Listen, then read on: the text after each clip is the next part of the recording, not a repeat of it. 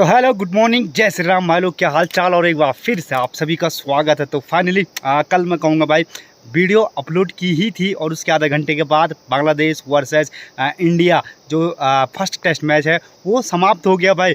कुछ समझ में ही नहीं आया कि भाई हुआ किस प्रकार से, क्योंकि ऐसा लग रहा था कि थोड़ा तो यार फाइट बैक करेगी बांग्लादेश, थोड़ा सा तो टेंशन में रखेगी इंडिया को। लेकिन भाई 11 बजने को टेस्ट मैच समाप्त हो गया।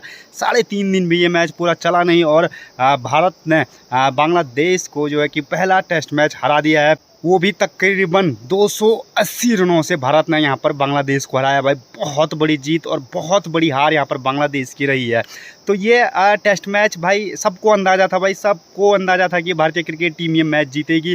अगर यहाँ पर कुछ उलट पुलट होता तो भाई थोड़ा सा कुछ दुख होता, लेकिन कुछ भी उलट पुलट नहीं हुआ। भारत ने आसानी से ये मुकाबला, बल्कि उम्मीद थी 4 दिन में समाप्त होगा, लेकिन ये 3 दिन में ही समाप्त हो गया भाई। तो इससे बढ़कर कुछ हो नहीं सकता, क्योंकि भारतीय क्रिकेट टीम इस समय पर जिस बुलंदी पर है वहाँ पर भारतीय क्रिकेट टीम को हराना थोड़ा सा मुश्किल तो है ही भाई। चाहे वो कोई सी भी कंट्री हो, वो तो पाकिस्तान हो या फिर बांग्लादेश हो या फिर ऑस्ट्रेलिया, इंग्लैंड या फिर साउथ अफ्रीका। इंडिया को हराना यहाँ पर काफ़ी टफ होने वाला है हर एक कंट्री को। तो वही कल बांग्लादेश के लिए भी हुआ। उम्मीद मुझे बहुत कुछ थी भाई, लेकिन कुछ भी नहीं हुआ बांग्लादेश की तरफ से। बातें तो बहुत बड़ी की थी बांग्लादेश ने भी, लेकिन उन बातों पे खड़ा नहीं उतर पाए भाई। कल रविचंद्रन अश्विन के लिए बहुत बेहतरीन दिन रहा भाई। साफ तौर पे कहेंगे कल उन्होंने 6 विकेट लिए हैं भाई। 7वां विकेट भी हो जाता, लेकिन अगर वो DRS लेती भारतीय क्रिकेट टीम, लेना चाहिए था। 3 DRS बचे थे, लेकिन नहीं लिया। तो भाई 3 विकेट रविंद्र जडेजा के खाते में गए, नहीं तो 7 विकेट अश्विन के खाते में जाने थे और 2 विकेट जडेजा के खाते में जाना था। लेकिन मैं कहूँगा चौथे दिन का खेल किस प्रकार से रहा भाई। कुछ भी नहीं हुआ चौथे दिन। नजमुल हुसैन सांटो ने भले है 80 रनों की पारी खेली, 82 रनों की पारी खेली होगी। सद्दाम इस्लाम ने 35 रनों की पारी खेली, लेकिन इसके अलावा कोई नहीं चले। रविचंद्रन अश्विन मैं कहूँगा भारत के one of the finest spinner, जिन्होंने कि कल 6 विकेट लिए 88 रनों पर 21 ओवर उन्होंने किए हैं। और उनका साथ दिया रविंद्र जडेजा ने, जिन्होंने 58 रन पर 3 विकेट लिए भाई। तो ये कल की सबसे बड़ी हाईलाइट थी कि जडेजा और अश्विन ने मिलकर पहले दिन जिस प्रकार से शतक लगा करके 150 रनों की पार्टनरशिप करके भारत को मुश्किल से बचाया था भाई। उसी प्रकार कल चौथे दिन जबकि पेस बॉलरों को कुछ मदद थी नहीं, तो भाई अश्विन और जडेजा ने मिलकर फिर से भारत को ये मैच जिताया है। तो भाई इन दोनों की जोड़ी आप लोग समझ सकते हैं कि कितनी इंपॉर्टेंस रखती है भारतीय टेस्ट टीम में। तो भारत के लिए अब जो टेस्ट चैंपियनशिप टेबल है ना भाई, सबसे टॉप पर कौन है? भारतीय टीम भाई। और फिलहाल हमारे नज़दीक कोई नहीं है भाई। सेकंड पर ऑस्ट्रेलिया है, तीसरे पे न्यूजीलैंड है, चौथे पे श्रीलंका है। तो भाई इन तीनों को भारत के बराबर या फिर भारत से ऊपर आने के लिए बहुत टफ सिचुएशन का सामना करना पड़ सकता है, क्योंकि न्यूजीलैंड को अगर टॉप पाना है तो उन्हें जो सीरीज़ अभी भारत में है 3 टेस्ट मैचों की, वो हरानी पड़ेगी भारत को, जो कि काफ़ी टफ लगता है। और ऑस्ट्रेलिया के साथ आपको पता है हमने ऑस्ट्रेलिया में जाकर खेलना है, तो भाई वहाँ सबसे इम्पोर्टेंट होगा भारत का परफॉर्मेंस किस प्रकार से रहता है। तो कल पहले टेस्ट मैच में man of the match Ravichandran Ashwin रहे, क्योंकि भाई जिस प्रकार से पहले मैच में उन्होंने शतक मारा था, 113 रनों की पारी खेली थी, उसके बाद कल 6 विकेट लिए हैं, तो भाई मैन ऑफ द मैच उनका ही बनता है।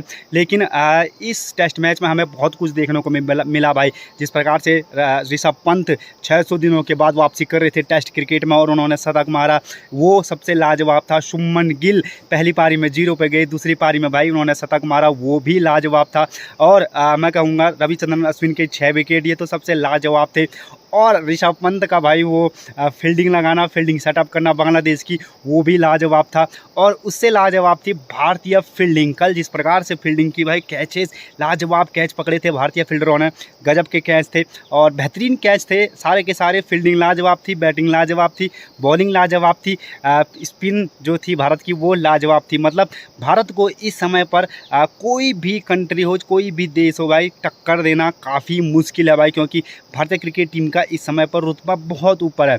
अब हम टेस्ट चैंपियनशिप में भी नंबर 1 हो चुके हैं और यहाँ से भारतीय क्रिकेट टीम का अब जो सेकंड टेस्ट मैच है वो एक मैं कह सकता हूँ भाई कि इम्पोर्टेंट रखेगा, क्योंकि वो कानपुर में खेला जाना है। और कानपुर में आपको पता है भारतीय क्रिकेट टीम का एक रिकॉर्ड है भाई, एक इतिहास है कि हमने यहाँ पहली बार ऑस्ट्रेलिया को ही कानपुर में हराया था। जब टेस्ट क्रिकेट खेला था तो पहली बार ऑस्ट्रेलिया को यहीं हराया था। तो कानपुर इतना आसान नहीं रहने वाला बांग्लादेश के लिए। और उसके बाद हमने 3 T20 आए बांग्लादेश के साथ खेलना है, वो भी इतने आसान नहीं रहने वाले हैं भाई। तो तो कुल मिला के इस टेस्ट मैच में हमें काफ़ी अच्छा देखने को भी मिला और काफ़ी कुछ नहीं देखने को भी मिला भाई। जैसे रोहित शर्मा का बैटिंग हमें देखने को खास नहीं मिली, विराट कोहली की वापसी थी वो भी कुछ फीकी रही भाई। विराट कोहली का भी कुछ खास जलवा देखने को नहीं मिला। तो बस इन दो चीज़ों से मैं थोड़ा सा डिसअपॉइंटेड हूँ कि इन दोनों का बल्ला नहीं चला, लेकिन कोई नहीं भाई, अभी एक मैच और है तो शायद उसमें विराट कोहली या रोहित शर्मा दोनों में से कोई तो चलेगा भाई। तो देखते हैं किस प्रकार से सेकंड टेस्ट मैच होता है। पहला टेस्ट मैच भारत 1-0 से अब सीरीज में आगे है।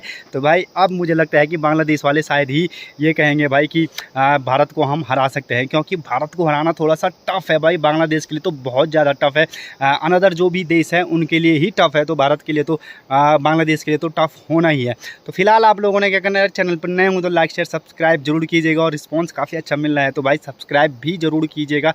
और फिलहाल इन खूबसूरत पहाड़ की बातें से आप सभी को जय श्री राम।